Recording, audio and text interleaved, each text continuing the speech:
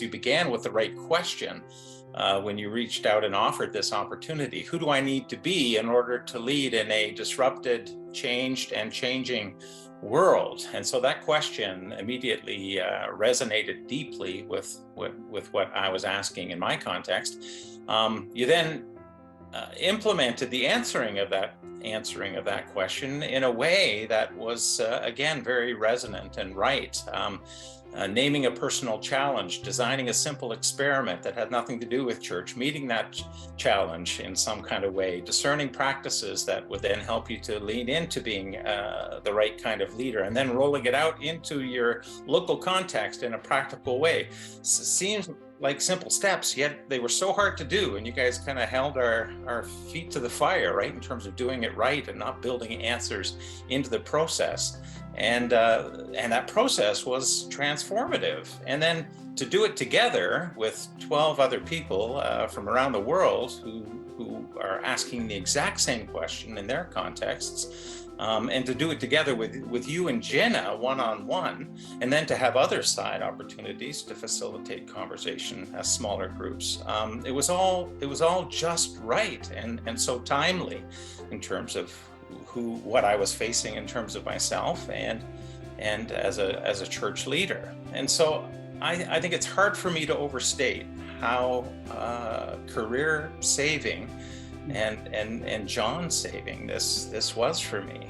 I gained a leadership community and some friends. I gained a whole lot of self-awareness, a lot more increased intentionality in terms of following what God is doing in the community, and a lot more hope.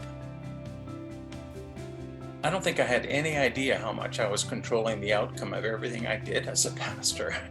And this process has really changed something. I used to always say, because this is what pastors say, that I don't know what to do and we're following what God is already doing in the community. But now I feel like I'm actually aware of that being the only and best way to, in a disrupted, broken world where everything's changing fast, in real time, to get on with what God is doing in the community. So I'm less of a hypocrite, I guess, on that front. I have been for 25 years preaching sermons and writing books about exploring what God is doing and how God is imaged and self-revealing through community and in the world. But this process with you guys has got me not just doing that in a static way, but in a more submissive, following, obedient, God-knowing kind of way. And yeah, like I said earlier, that it's a lifesaver, because I don't think things are going to settle down in the course of my career. So really, how but being a better discerner and practicer of the presence of God? What other than that can I be in terms of trying to lead a faith community in this time?